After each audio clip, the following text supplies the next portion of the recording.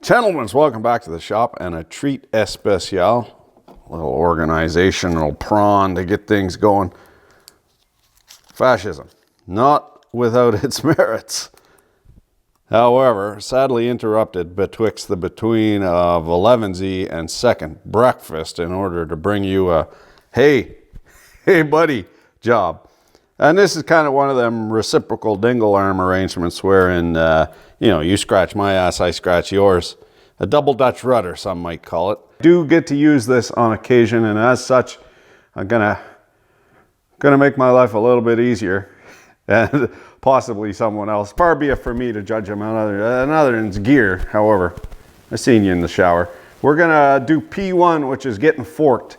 These forks aren't as useful as they could be because they don't have a hole through the tippy top. So we're gonna Prince Albert both of these so that we can put a ball hitch on there and move trailers around and so forth. That's hard work. Corpus, freshman 15 ain't got nothing on the Corpus 19.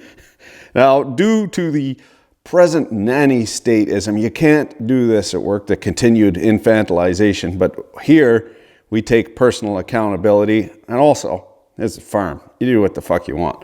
So, we got the mag drill, and we're gonna go ahead and pop a hole in there. Could do this with the torch as well. Now, this is high carbon steel, real good, so it's gonna be tough to cut with a cutting torch. It's gonna be tough to cut with a slugger as well. However, with the slugger, it's gonna make just a much nicer hole. 1/16" slug and bit there installated. Got just about as much meat on the periphery as the tippy top. This is this predates safety.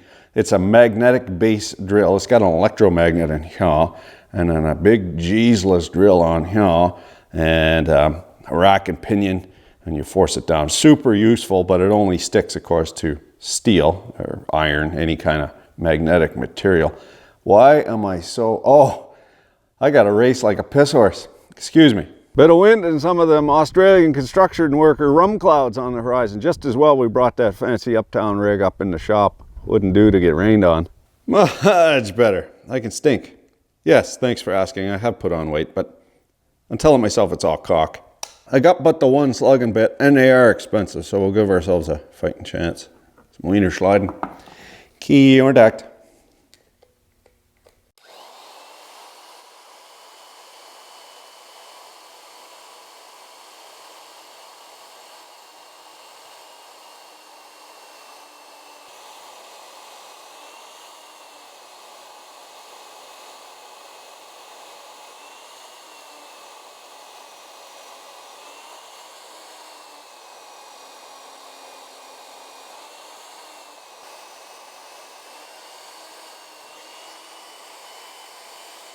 All there is to it, increase the usability by about 1,000,000%. It's a wonder they don't send them like that from the factory. Now, I wasn't growing up on a farm, so I got a bit of a different perspective on the tractors. I did go mining when I was about 18.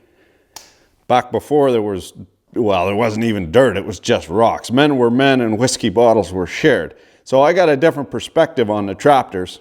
Damn near killed her.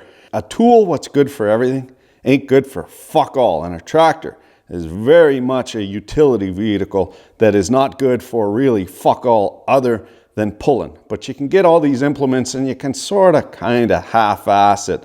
They ain't good for digging, they ain't good for really much of anything but running implements and for pulling. So we see the forks here. Now this is a big, it's a 38 horsepower machine. You would think you'd be able to pick stuff up. With the weight of the forks, 200 pounds, you can but pick up maybe 1,000 pounds with it, which is fuck.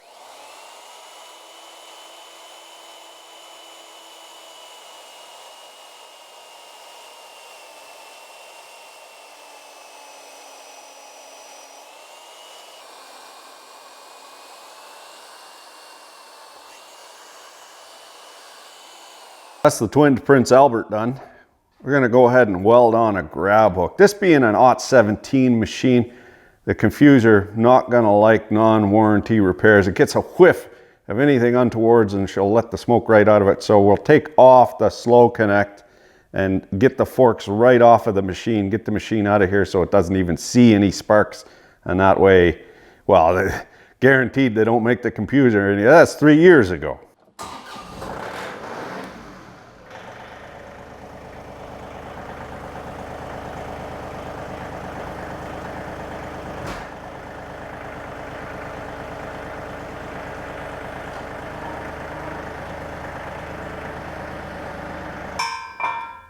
Something like that.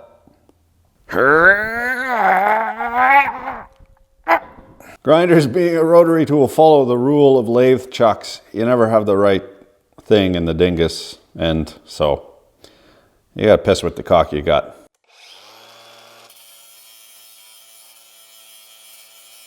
I will grant the Instagram welders and nervous Nellies of the world that at first glance, welding on a lifting implement is quite sketchy. However, this is not a lifting implement. It's a tugging implement. It's not rated for lifting. And taken globally, this might lift but 1,200 pounds. 3/8 chain, even just a great dirty chain is good for 6,600 pounds. So we're going to be okay.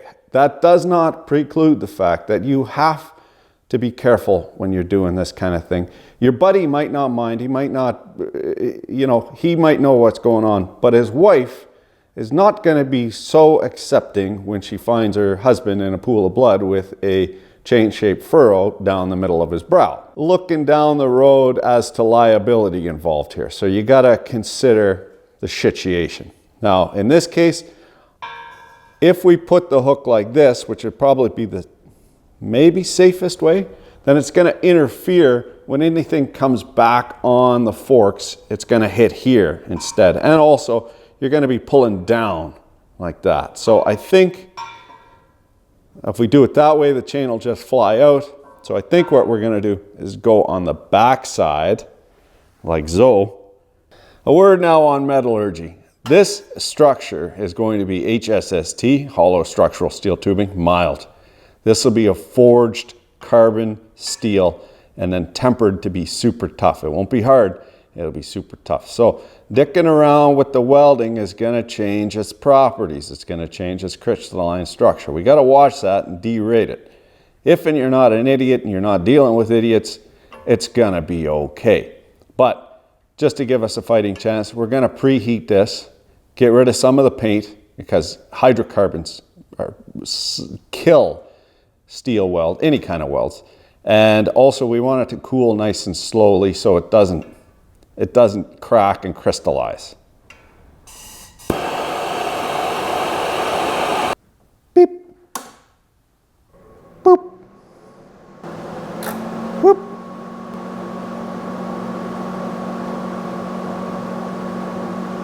⅛ 7018, electrode positive, 120 amps.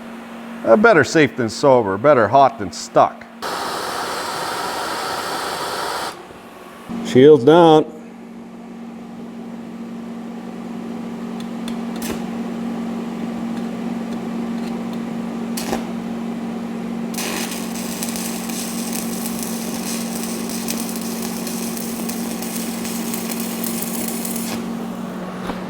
I got the tippy top hot snotted up, but these other welds are going to be vertical, second only to overhead in difficulty. So because this is reasonably light, I'm just going to hand bomb it over so that I can do a vertical or a flat weld. You get much better results if you stay in position.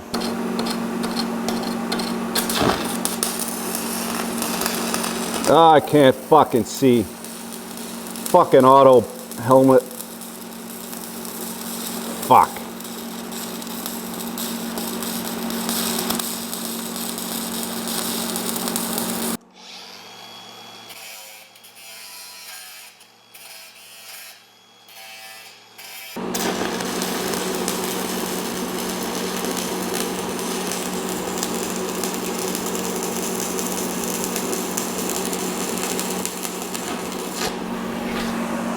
Notice a little porosity. Two little pinholes there. I went and ground her out, and now I'll fill that up, and then that'll be that. Ain't too bad. That fulfills the NDT requirements for the tail light warranty. No tax, no tracks. Critical part of a good weld, thick paint.